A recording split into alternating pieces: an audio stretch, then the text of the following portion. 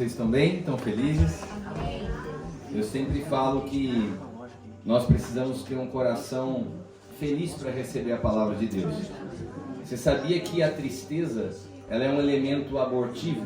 Se você recebe a palavra de Deus e o seu interior é um interior triste, angustiado, você pode matar tudo que Deus quer gerar de vida simplesmente pelo estado do teu coração quando está ouvindo a palavra. Então é importante que você enche o seu coração de alegria, porque uma palavra pode transformar a tua história.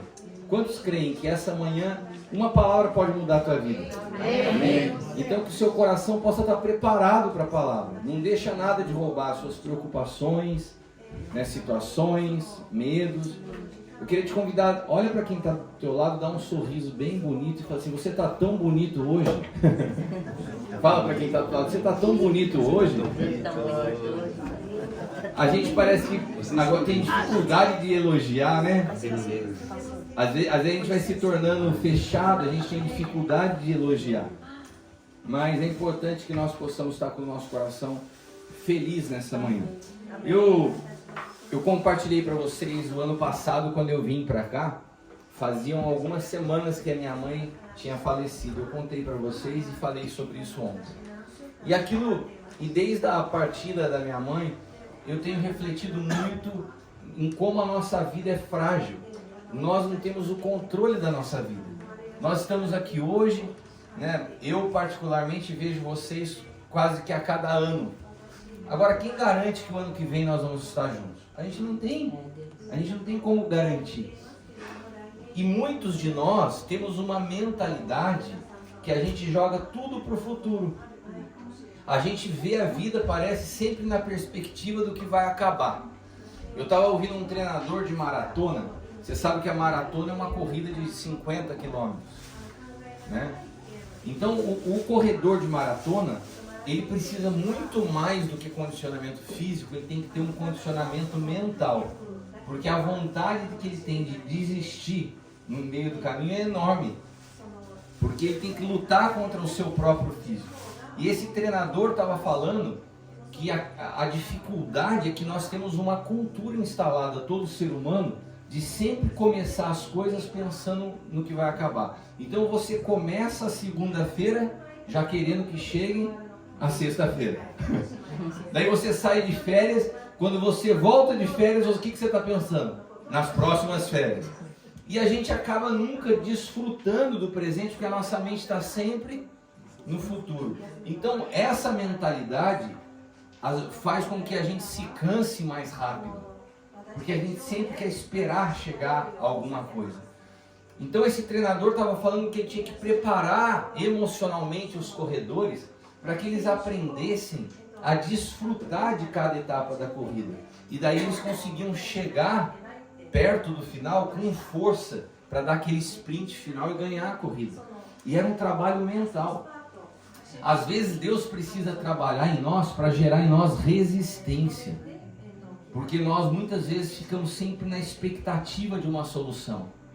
Quando isso acontecer na minha vida, quando essa situação se resolver, e daí quando você viu, passaram-se anos e você não desfrutou da tua história. E a nossa vida, ela é como um sopro.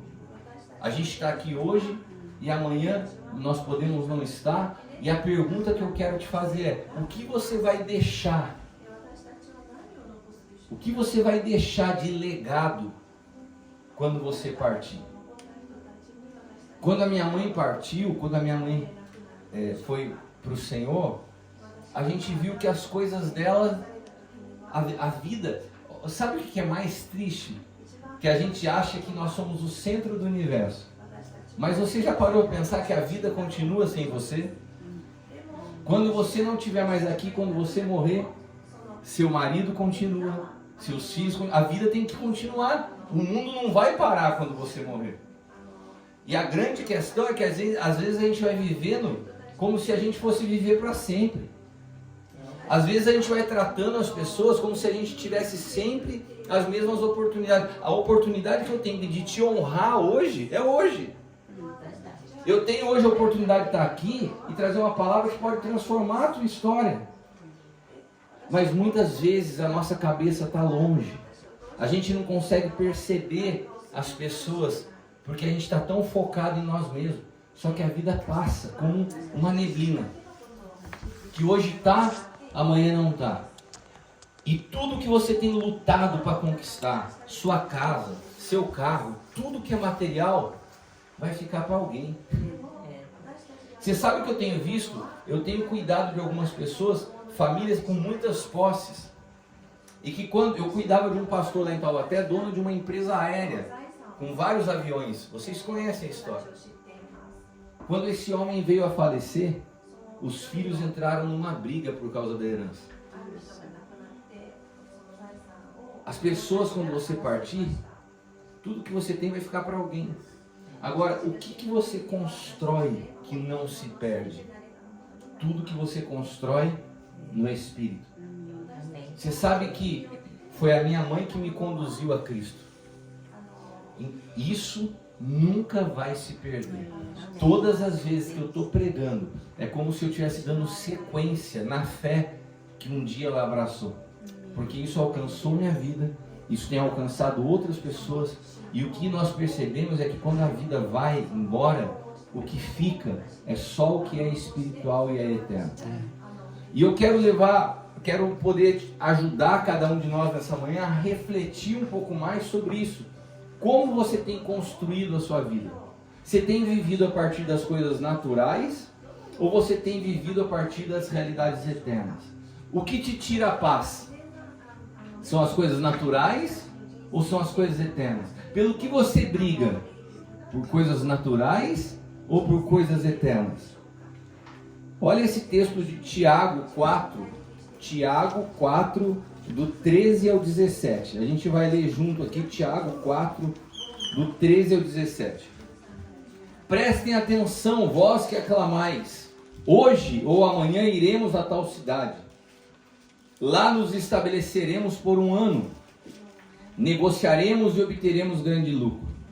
Contudo, vós não tendes o poder de saber o que vai acontecer no dia de amanhã. O que é a vossa vida? Vocês são simplesmente como a neblina que aparece por algum tempo e logo se dissipa. Em vez disso, devias dizer: se o Senhor quiser, viveremos e faremos isto ou aquilo.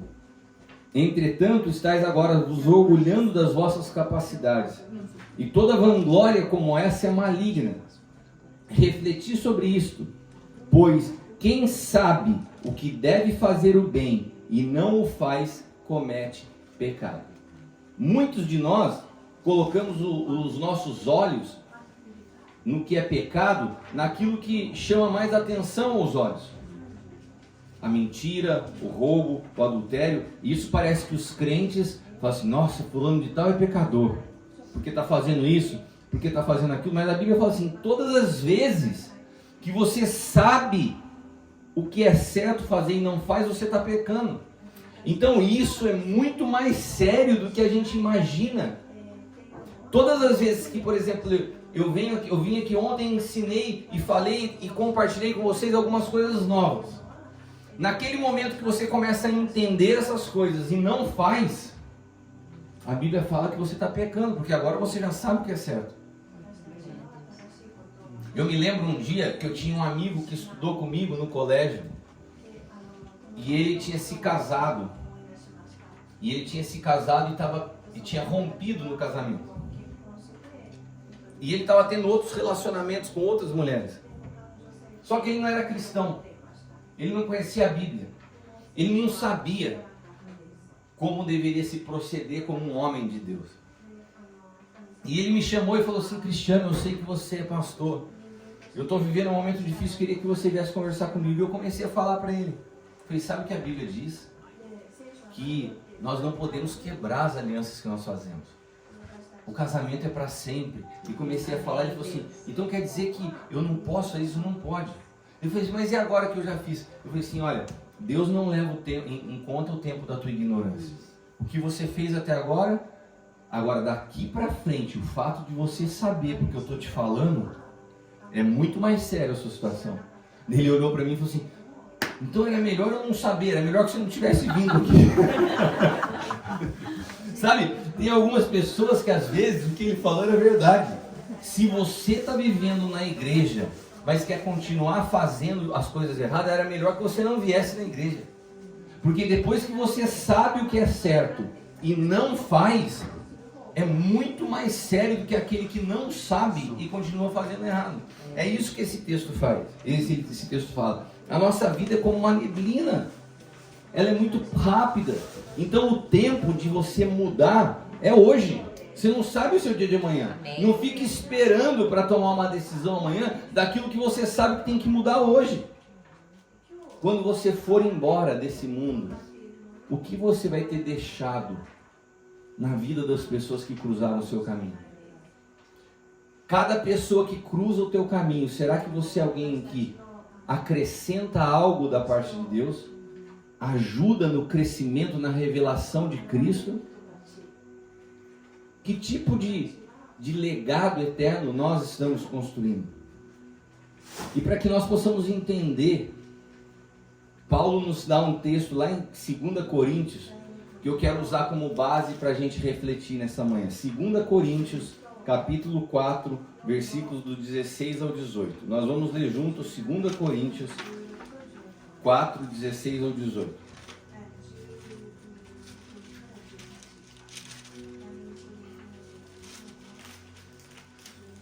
Por isso, não desfalecemos, ainda que o nosso homem exterior se corrompa, o interior se renova dia após dia.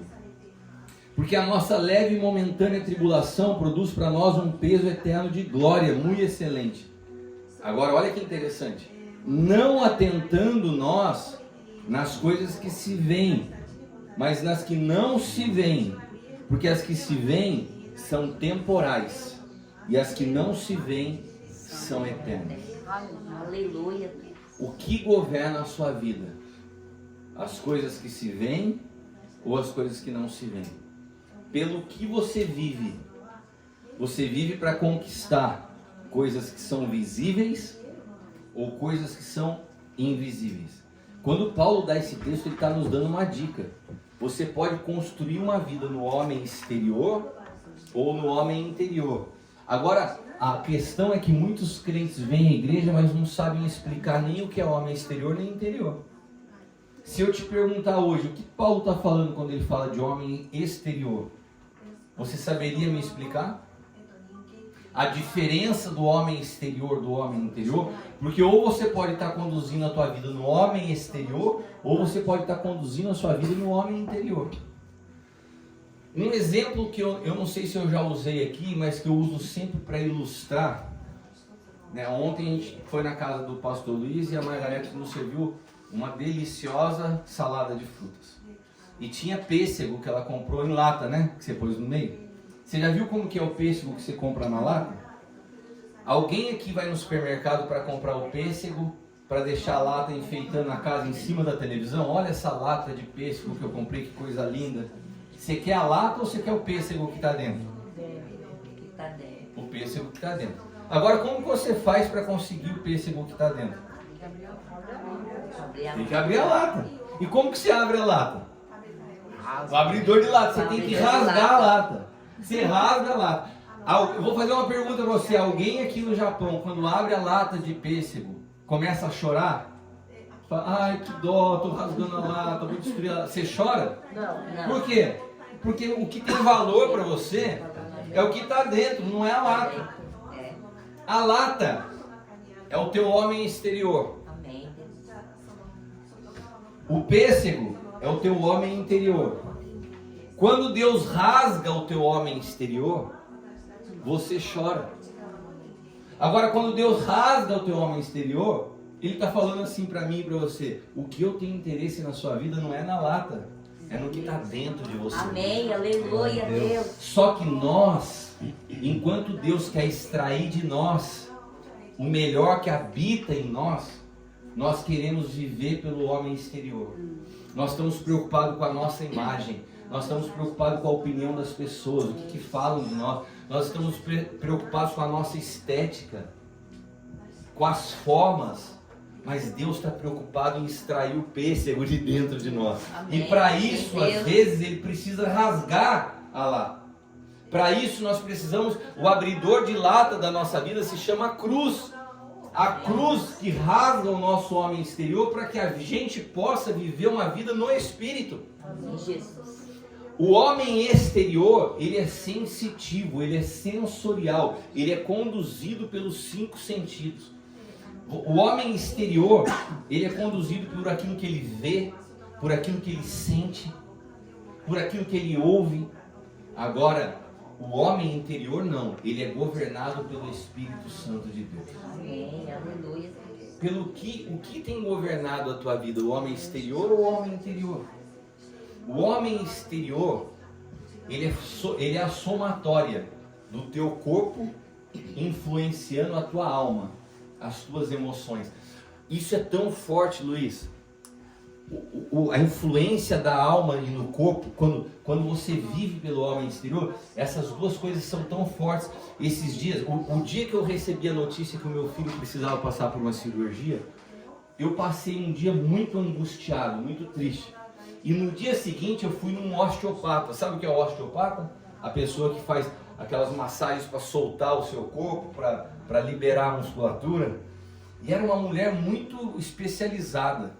E quando ela começou a apertar minha barriga assim, ela falou assim: você está angustiado? Eu falei assim: nossa, você é mágica? Como que você sabe? Você está mexendo na minha barriga e está perguntando se eu estou angustiado? Ela falou assim: é que eu estou vendo que o teu fígado está muito tenso. E quando o fígado está tenso, isso é sinal de angústia. Eu falei: nossa, olha que coisa forte. Sabe o que ela estava me falando ali? A minha emoção interfere no meu corpo. Por quê? Porque os dois estão conectados.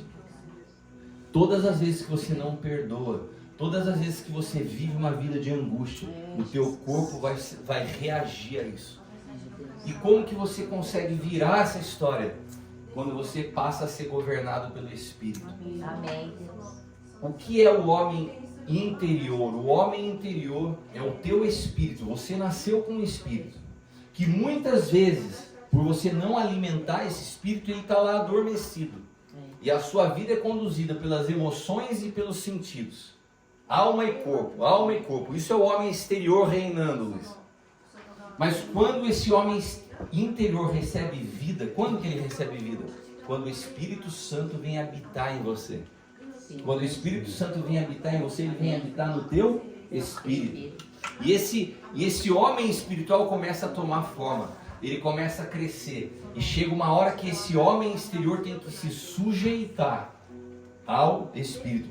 É o que Paulo fala. Agora vocês estão vivendo segundo o Espírito, não segundo a carne. Porque o teu homem interior tomou forma, amadureceu. Então esse homem exterior tem que estar sujeito. As nossas emoções estão debaixo do Espírito. Isso que a Bíblia fala da paz que excede o entendimento. Nós não somos mais governados pelas nossas emoções. Nós não somos mais governados pelos nossos sentidos. Nós agora somos governados pelo Espírito. O nosso homem interior. Ninguém mais, eu olho segundo a carne, mas segundo o Espírito. Eu passo a ter um discernimento mais apurado da vida. Quando a gente fala de paternidade, como o Roberto bem disse na palavra das ofertas, nós não estamos falando só de transferência de conhecimento, não. Nós estamos falando de impartição de um espírito. Quando eu tô ligado, conectado à vida espiritual de um pai espiritual, eu bebo do mesmo espírito. É muito mais do que receber informações na mente. É receber do mesmo espírito. E nós precisamos entender que a vida, ela precisa ser alimentada pelo Espírito. João capítulo 8, versículo 15 diz assim: vocês julgam segundo a carne. Então, o padrão de julgamento de quem vive no homem exterior é natural, é carnal. Você só vê o que é visível. Todos os nossos comentários e avaliações, eles são carnais. Então, quando você vai avaliar que algo é bom, qual que é o teu padrão de avaliação? Por que tal coisa é boa? porque produz algum benefício para mim. Quando chegaram para Jesus, falaram assim: bom mestre.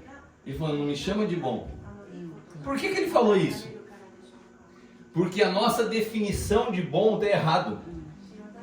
A gente chama de bom tudo que produz benefício para nós, porque a nossa visão, quando nós não estamos no Espírito, é uma visão egoísta. Então o que eu acho bom? Eu acho bom, se eu fosse avaliar aqui, quais das pessoas eu falaria são: gostei dela, é uma boa pessoa. Aquela que foi simpática comigo. Porque todo padrão de julgamento nasce de mim. Você está entendendo o que eu estou falando? Amém. Jesus falou: não, o que vocês falam do que é bom é errado, porque vocês têm uma visão egoísta. Bom para Deus não é o que produz algo benefício pessoal. Bom para Deus é o que cumpre um propósito.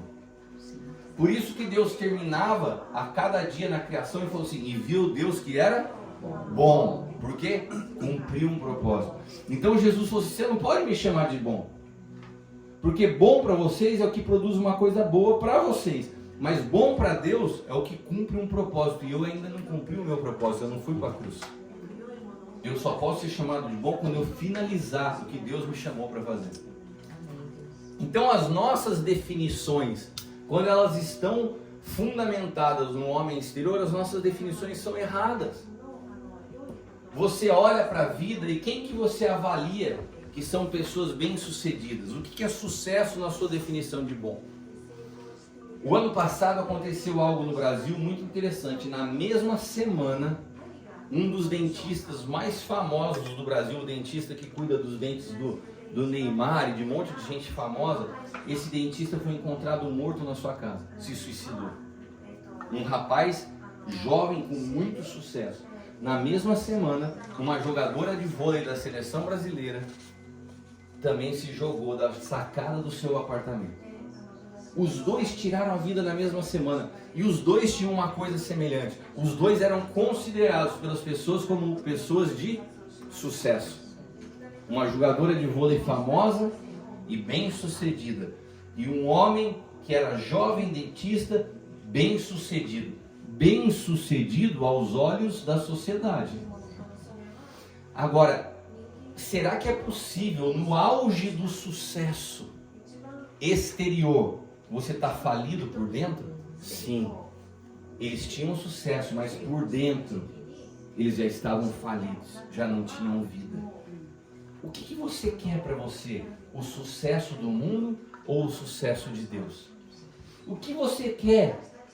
Tá bem aos olhos das pessoas ou o teu interior ser pleno na presença de Deus? Amém, Jesus. O que nós definimos? O que nós estamos querendo construir na nossa vida? O que nós estamos ensinando aos nossos filhos? Existe uma geração de pais que está ensinando aos filhos, eu falava isso com eles hoje na mesa, está ensinando para os filhos que o que eles têm que ser na vida é bem sucedido. Sabe o que isso está acontecendo? Os filhos formados por esses pais estão perdendo a essência do que tem valor na vida. Eles já não entendem que os relacionamentos são importantes, porque os pais ensinaram a eles: estudem, vai para fora, vai fazer uma faculdade fora. E está acontecendo hoje, vocês sabem disso. Uma geração de homens e mulheres que estão ficando idosos, estão sozinhos. Os seus filhos não visitam, os seus filhos os abandonaram. E daí você fala: por que está acontecendo isso? Porque foram os próprios pais que ensinaram isso. Ensinaram para eles que o que vale na vida é ter sucesso. Sabe, irmãos, meu pai ficou viúvo ano passado. E eu, meu irmão e a minha irmã, nós decidimos morar perto deles. Nós moramos muito perto. Todos os dias, ou eu, ou a minha irmã, ou meu irmão, passamos para estar com ele. Nós cuidamos deles. Nós amamos eles. Nós queremos estar perto deles. Porque pra gente o que tem valor na vida são relacionamentos. Deus colocou pessoas ao seu lado. E você precisa aprender a entender que são as pessoas que recebem ou em que residem o real significado da vida. Jesus viveu sua vida e seus dias por causa de pessoas. Qual o valor que você dá às pessoas que Deus colocou na sua vida? Qual o valor que você dá? para aqueles que cuidam de você, para aqueles que amam a sua vida, para aqueles que impartem algo no Espírito? Será que nós sabemos valorizar o que tem valor para Deus? A Bíblia fala que uma alma vale mais que o mundo todo. Ou seja, a Bíblia nos ensina que o valor da vida está nas pessoas. Mas nós estamos cada dia mais isolados por causa de uma tela de celular. A gente gasta mais tempo com o celular do que com as pessoas. Quando eu falei para vocês, olha para quem está do teu lado, dá um sorriso e fala, como você está bonito hoje. Parece que vocês ficaram meio assim, sem graça. Porque a gente desaprendeu a elogiar alguém. A gente desaprendeu a dar um abraço, que você faz com tanta graça. Mas as pessoas estão desaprendendo, porque estão cada dia mais egoístas, construindo a vida no homem exterior. O homem interior, o homem espiritual, ele tem valores completamente diferentes do homem natural. E sabe outra coisa? O homem natural, o homem carnal ou o homem exterior, são todas palavras que estão falando da mesma coisa. Quando você vê na Bíblia, homem natural, homem carnal, homem exterior, está falando da mesma coisa. Esse tipo de pessoa que conduz a vida na carne, na sua velha natureza, no homem exterior, ela não consegue perceber, entender as coisas do Espírito. Vocês lembram da palavra que eu ministrei na mesa ontem de manhã?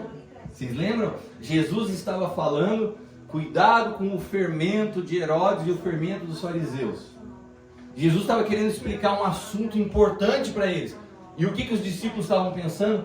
Ele está falando do pão, que a gente não trouxe pão. Jesus fala para eles, vocês até agora não entenderam o que eu estou falando, eu não estou falando do pão. Eu estou falando com vocês que a mente de vocês está contaminada, que vocês não entendem o que tem valor na vida. Vocês retêm sempre parte, porque vocês têm medo, vocês ainda não confiam em mim. Então, Jesus ali estava mostrando o seguinte, é possível, inclusive nessa manhã, que eu esteja falando ao teu espírito sobre assuntos espirituais e você não entende. Não entende porque muitas vezes a sua vida está concentrada no homem exterior. Você analisa tudo a partir dos seus problemas, a partir do seu ponto de vista pessoal. Não consegue discernir as realidades do Espírito. Quantos conseguem me entender? Amém, aleluia. Você já ouviu a história da Branca de Neve? Hã? Daí você vai me perguntar, apóstolo, mas o que tem a ver a história da Branca de Neve com o que a gente está falando aqui? A história da Branca de Neve ela é muito interessante. Eu vou relembrar para vocês que não lembram da história da Branca de Neve. Diz a história que havia uma rainha, uma madrasta, e essa mulher era muito bonita, essa rainha. E ela tinha um espelho mágico, que era amigo dela. E todos os dias ela virava para o espelho e falava assim, espelho, espelho meu, existe no mundo, no meu reino, alguém mais bonita do que eu? E o que o espelho falava? Não, rainha, você é a mais bela de todo o reino. E daí ela sorria, e ela era amiga do espelho, ela amava o espelho. Porque o espelho falava todo dia para ela o que ela queria ouvir. Né? Daí ela chegava no outro dia, se arrumava e ia para frente do espelho. Espelho, espelho meu, tem alguém mais bela do que eu? O espelho, não, rainha, a senhora é mais bela, ela seja feliz da vida. Ô espelho, ela beijava o espelho, você é meu amigão, toca aqui meu parça. Esse espelho é meu parceiro. Por quê? Porque ele falava para ela, ela queria ouvir. Daí chega um outro dia, ela se arruma toda bonita, toma banho, passa perfume. Chega diante do espelho, espelho, espelho meu, tem alguém mais bela do que eu? Daí o espelho fala assim, ih, rainha, deu ruim. O que foi? Tem agora. Tem uma pessoa mais bonita que você. A Branca de Neve. A rainha ficou endemoniada na hora. O espelho que era amigo dela, que ela amava, que eles eram parceiros, virou um inimigo. Ela pega o espelho, ela quebra o espelho, ela destrói o espelho. E daí ela tem que perseguir quem? A Branca de Neve. Porque agora tinha alguém. O espelho era amigo dela, ele era legal até o dia que ele falou o que ela não queria ouvir. Você sabe que muitas pessoas que constroem relacionamentos no homem exterior são assim. Vai tudo bem até você falar o que a pessoa não quer ouvir.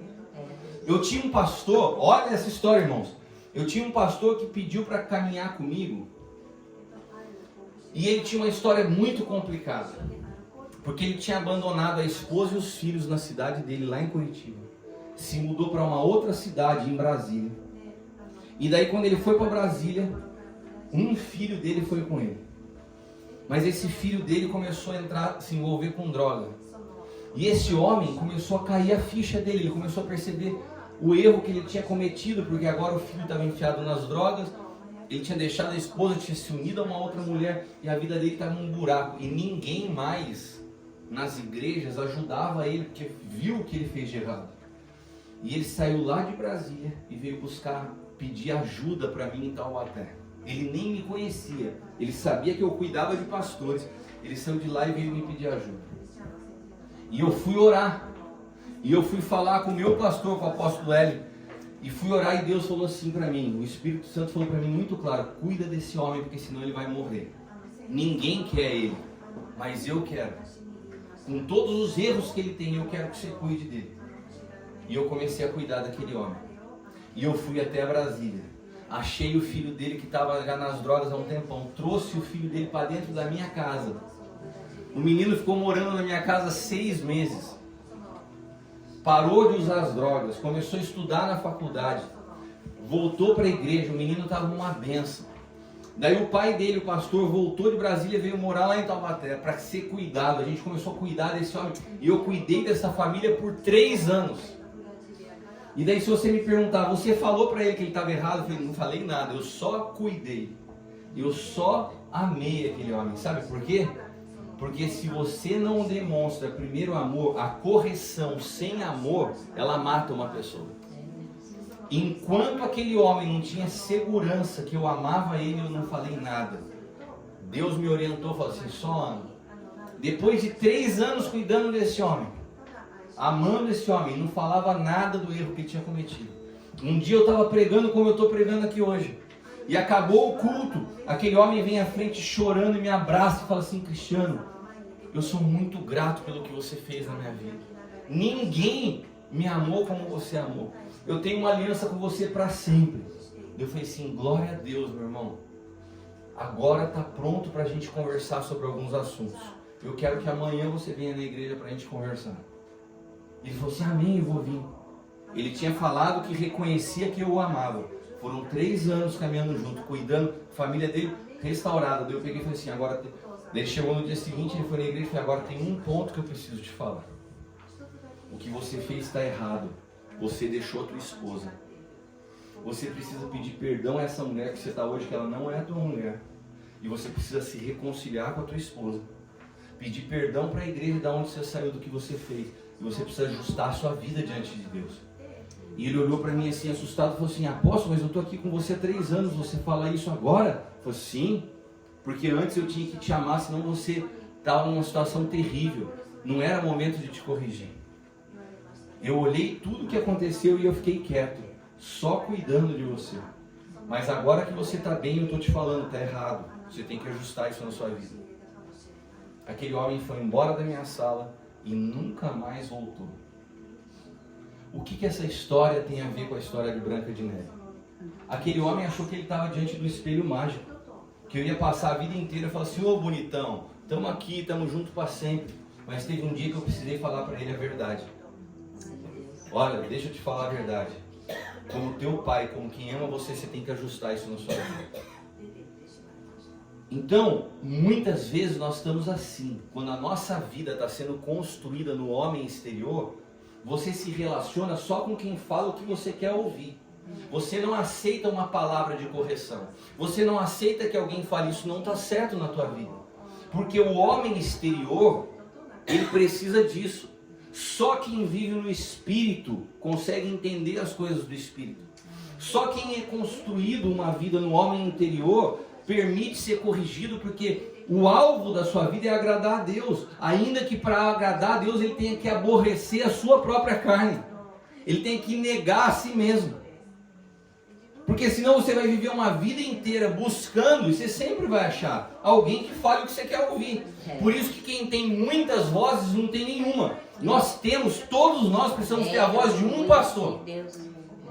Todos nós precisamos. Hoje as pessoas fazem o seguinte, elas estão numa igreja, até que alguém fale o que ela não quer ouvir. Ela sabe o que ela faz?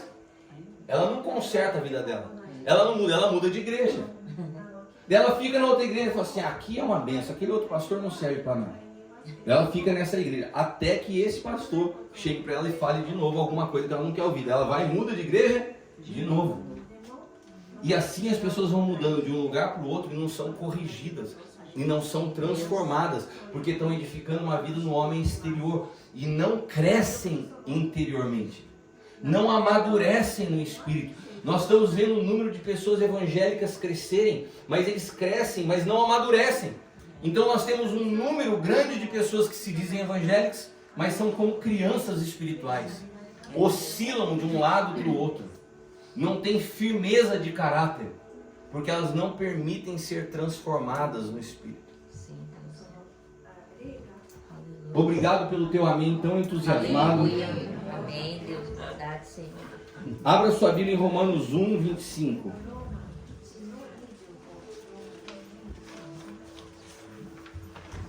Carta de Paulo aos Romanos, capítulo 1, versículo 25.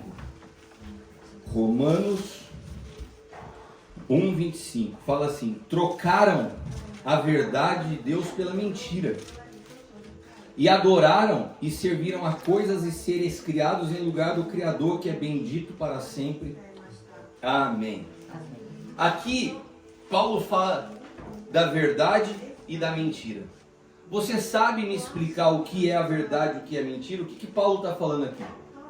Ele está falando de pensamentos corretos e pensamentos errados? Ele está falando do que é certo e do que é errado?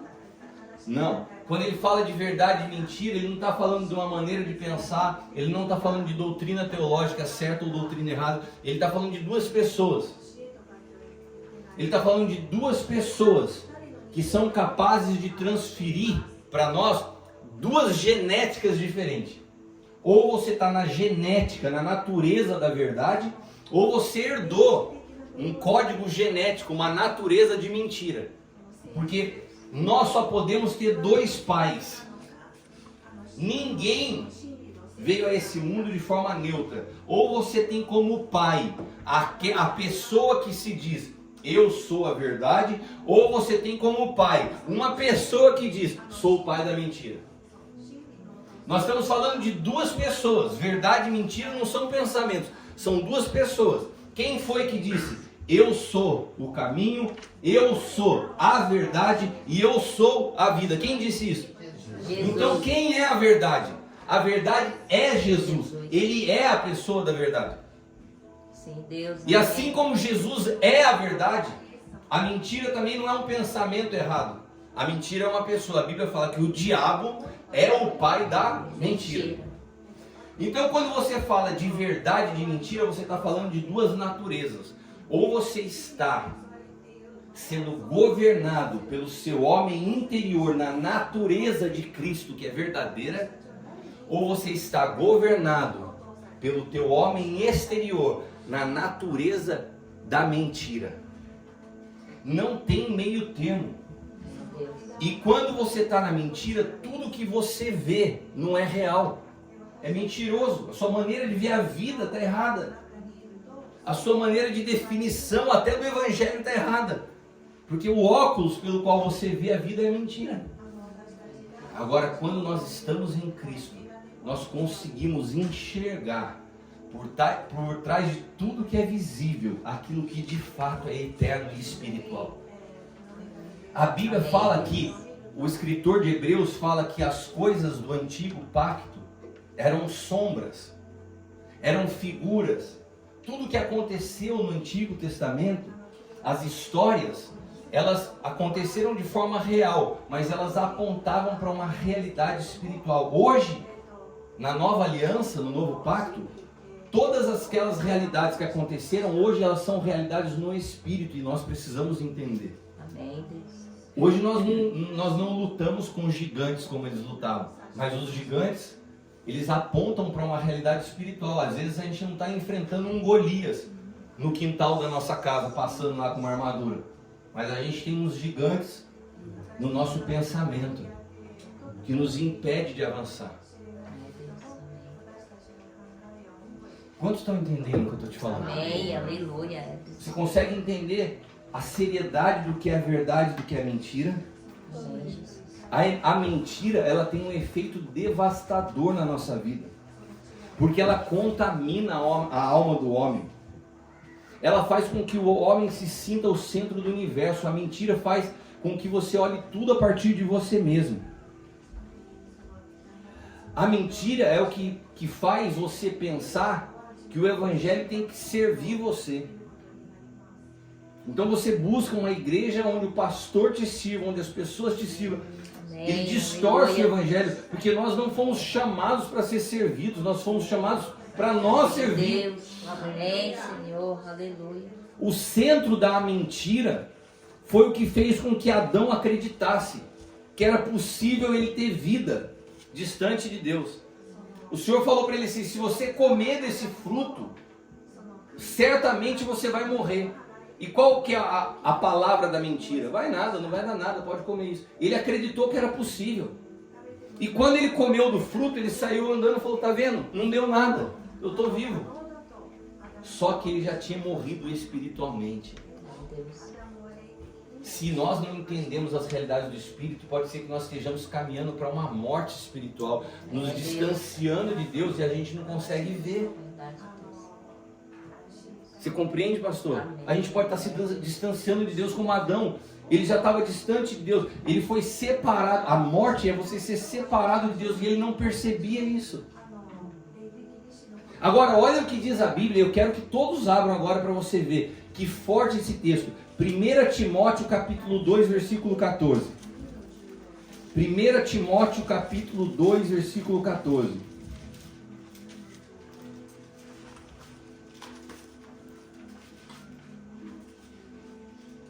Todos acharam? Amém. 1 Timóteo 2, 14. Diz assim: Adão não foi enganado, mas a mulher, sendo enganada, caiu em transgressão. Você entendeu? Está aí na tua Bíblia? O que está escrito na sua Bíblia aí, pastor? Lê pra gente. E Adão não foi iludido, mas a mulher, sendo enganada, caiu em transgressão. Olha que coisa, a palavra dele fala que Adão não foi iludido. A minha usa a palavra Adão não foi enganado. Quando a Bíblia fala que Adão não foi enganado, quando a Bíblia fala que Adão não foi iludido, o que a Bíblia está falando? Que Adão escolheu fazer o que ele fez, ele não foi enganado, ele fez consciente. Existe uma diferença muito grande de Adão e de Eva. Eva foi enganada, e o texto fala, ela foi enganada. Adão não, Adão escolheu fazer o que ele fez. E isso muda tudo, porque Deus tinha colocado o homem e a mulher naquele jardim, e ele deu todas as instruções para quem? Para o homem. A responsabilidade de guardar era do homem, a responsabilidade de proteger era do homem. Deus não deu instrução para a mulher, ele deu para o homem. Daí Eva estava lá, a serpente vem e começa a falar para ela: não, esse fruto é bom, pode comer, não tem problema. E a serpente enganou Eva, e Eva comeu do fruto. O que aconteceu quando Eva comeu? O que aconteceu quando Eva comeu do fruto? Não aconteceu nada. Se Adão olhasse Eva fazendo aquela coisa errada e falasse: ô, o que você fez? Para com isso, não faz... Tudo seria restaurado, porque a autoridade estava sobre o homem. Ela foi enganada, e quando ela comeu não aconteceu nada. Mas Adão, vendo que ela comeu, vendo que ela errou, Adão decidiu errar com ela. Aqui começa a obsessão do homem pela mulher. Sabe o que Adão estava falando? Eu escolho ficar do teu lado do que do lado de Deus.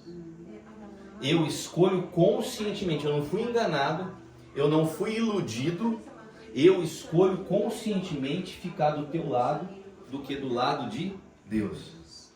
E essa obsessão do homem pela mulher, desde esse momento, segue até os dias de hoje. O homem hoje, quando ele não está em Cristo, ele precisa da mulher para afirmar a sua identidade. Então, como que ele precisa da mulher? Para ele mostrar que ele é homem, ele tem que ficar com um monte de mulher. Ou então, ele se transforma, ele vai de um lado para o outro. Ou ele precisa ser o machão que fica com um monte de mulher para mostrar que ele é homem, ou ele dentro de casa se torna um filho da esposa. A mulher dá ordem, a mulher faz tudo e ele não sabe assumir responsabilidade, vira um banana. Porque ele precisa se apoiar na mulher para poder ter identidade, porque ele se distanciou de Deus. E o desenho de Deus é que o homem ele esteja conectado com Cristo, porque a Bíblia fala que o homem é o cabeça da mulher e Cristo é o cabeça do homem. Se o homem não tiver Cristo como cabeça, esse homem acaba sendo um homem completamente desgovernado e que não consegue trazer alinhamento para sua casa, para sua família, para sua esposa e pelos seus filhos. É Deus. Nós precisamos entender que a queda trouxe consequências, como eu falei ontem, na identidade do ser humano. O homem segue acreditando que faz bem para ele ter várias mulheres e fazer isso. Ele não consegue perceber o mal que como ele está construindo a sua própria ruína.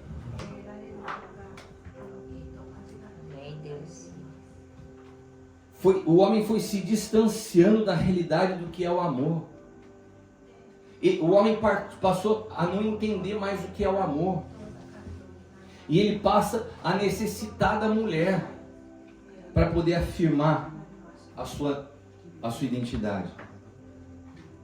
E a Bíblia fala que Jesus veio reconciliar o homem com Deus, para que o homem possa, através de Cristo, voltar a entender o papel dele na vida.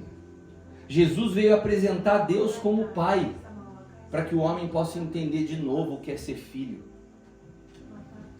Jesus veio nos revelar a graça, para que o homem entenda que não tem nada que ele possa fazer para pagar a sua restauração. Jesus já fez tudo. Amém, Deus. Agora, quando nós não entendemos isso, e os homens hoje estão tão perdidos que eles acham que eles têm que fazer alguma coisa. Mas eles não podem pagar pelo pecado que eles cometeram. Eles têm que ter a humildade de receber aquilo que de graça Jesus já fez por nós. Amém, sim.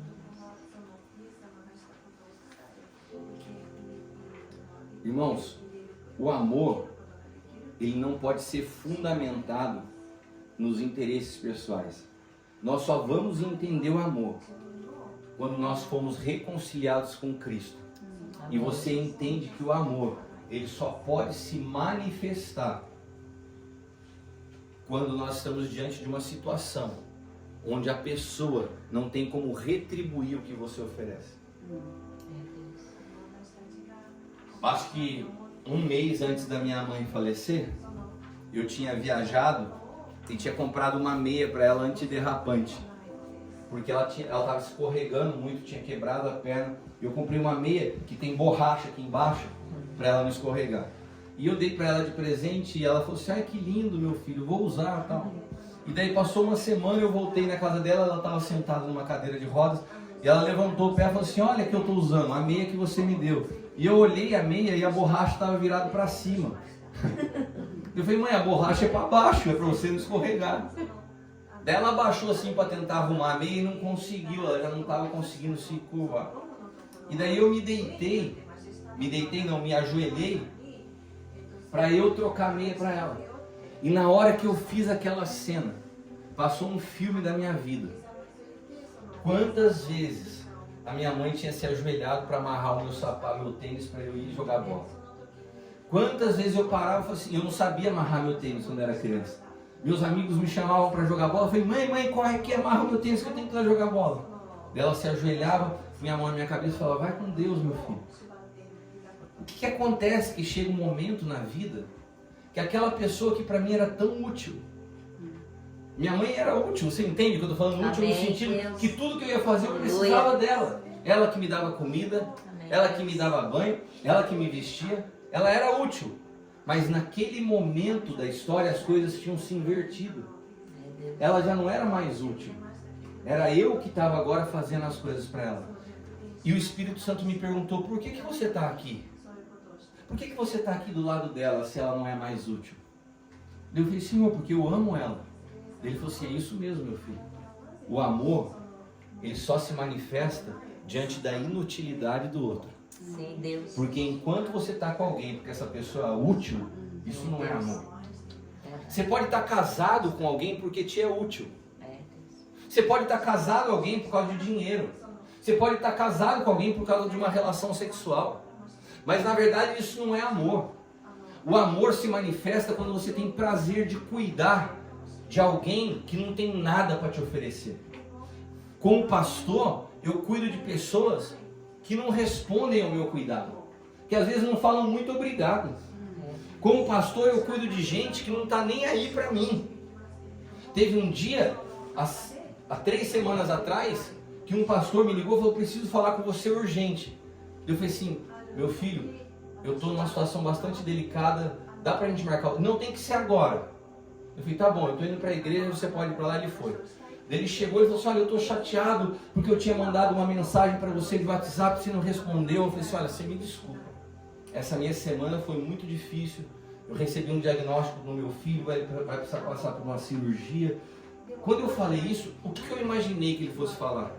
Nossa, pastor, me desculpe, eu não sabia que você estava enfrentando uma situação dessa difícil. Eu contei toda a situação para ele entender que eu não fiz de propósito, que eu não respondi a mensagem dele porque eu estava correndo atrás de médico e tudo. Quando eu terminei de contar tudo, sabe o que ele me falou? Tudo bem, pastor, agora deixa eu falar então para você do que eu precisava te falar. Ele simplesmente ignorou o meu problema. Ele, tipo assim, não estou nem aí porque você me contou, agora deixa eu contar a minha situação. Por que eu estou falando isso para vocês? Porque, como pastor, a minha responsabilidade é amar as pessoas, mesmo quando elas não retribuem esse amor. Sim. Eu cuido daquele rapaz e vou continuar cuidando, ainda vendo que muitas vezes eu não recebo nada em troca, porque o amor, ele não pode ser só uma troca. O amor tudo sofre, o amor tudo suporta, o amor tudo crê. O amor você não dá para receber. O amor você dá porque Cristo habita em você e a tua natureza é amar. E ele só se manifesta na hora da inutilidade. Porque senão não é amor, é interesse pessoal. Tudo que você faz por alguém, você tem benefício em troca, é interesse pessoal, não é amor. O amor não espera nada em troca. E sabe por que eu estou aqui? Porque eu amo vocês. Amém. E eu desejo do fundo do meu coração, o meu maior desejo é que vocês recebam essa palavra no Espírito. Deus. Aleluia. Que essa palavra seja gerada no Espírito de vocês. Que vocês saiam de um evangelho que é superficial. Que vocês saiam de um entendimento raso do evangelho, mas que Cristo possa ser formado em vocês. Sabe qual que é o meu desejo? Não é que eu receba reconhecimento, mas que cada vez que eu vier aqui eu possa ver vocês mais maduros em Cristo Jesus. Essa é a minha maior recompensa. Aleluia. Essa é a minha maior recompensa. Eu quero orar por você nessa manhã. Que ouvindo essa palavra, os seus olhos se abriram e você fala assim, Cristiano, eu percebo que muitas vezes eu estou conduzindo a minha vida no meu homem exterior.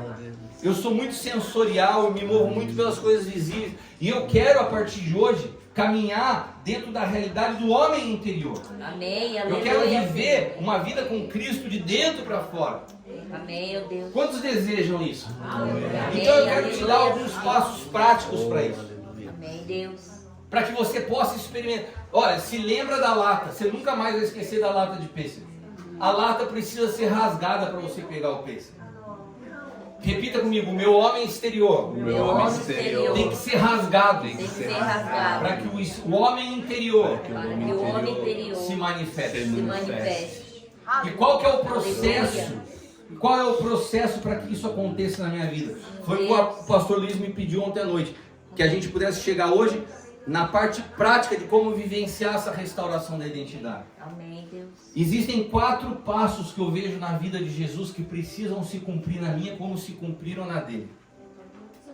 Repita comigo: Getsemane, Getsemane, cruz, cruz, sepultamento sepultamento e ressurreição. e ressurreição. Essas 4 etapas da Amém, vida de Deus. Jesus, Aleluia. eu e você temos que viver também. Amém, Deus. O que é o Getsemane? Getsemane é o lugar da minha vida e da tua vida que muda a nossa oração. Amém, Deus. Quantos aqui oram todos os dias pedindo alguma coisa para Deus? Senhor, muda meu marido, Senhor, muda minha esposa, Senhor, muda meus filhos, Senhor, restaura minhas finanças. Quantas vezes você ora pedindo para Deus fazer as coisas que você precisa? Sim ou não? Todos nós. Sim, Deus, todos nós. Ai, Senhor, me livra dessa situação. Ai, Senhor, manda matar aquele fulano de tal. Prepara uma mesa diante dos meus inimigos. Tem umas orações que são carnais, né? Mas a gente ora. Senhor, eu não suporto aquele meu chefe, arranca ele do meu caminho, da minha vida. E a gente faz um monte de oração. Jesus, quando ele chega no Getsemane, ele estava muito angustiado com tudo que ele ia viver. E ele fala assim: se possível, afasta de mim esse cálice. Essa é a oração da angústia. Amém, Deus. E depois ele levanta uma palavra e fala assim: todavia, seja feita a tua vontade. Aleluia, sim. Esse é o primeiro passo se você quiser chegar na cruz. Aleluia, sim. Você tem Deus. que essa manhã na sua vida pode ser um Getsemane, aonde você decide parar de orar de forma egoísta e fala assim: Senhor, eu quero que o Senhor faça a sua vontade na minha vida. Quantos aqui têm coragem de fazer uma oração dessa? Fala: Senhor, eu quero que a tua vontade se cumpra na minha vida. Amém, Deus. Sim, Deus. Vamos fazer cada um desses passos juntos? Amém, Deus. Então feche os teus olhos. Eu quero orar para que você mude a tua oração nessa manhã. Ao invés de você continuar pedindo, você se entregue e fala: Senhor, eu quero que o Senhor cumpra a tua vontade na minha vida, porque a tua vontade é boa, perfeita e agradável. O Senhor sabe o que é melhor para mim. Eu não sei nem te dizer o que é melhor para mim. Eu não sei nem como pedir. Mas eu sei que o Senhor, eu confio no Senhor ao ponto de falar: faz a tua vontade na minha vida. Fale isso agora para o Senhor. Faz você a sua oração. Fala: Senhor, nessa manhã eu decido entregar minha vida nas tuas mãos. Faz a tua vontade na minha vida.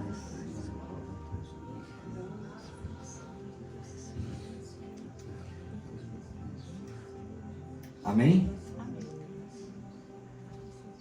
Depois dessa situação, a Bíblia diz que Jesus foi levado à cruz. Ele não foi arrastado, ele mesmo se entregou. Ele mesmo se entregou.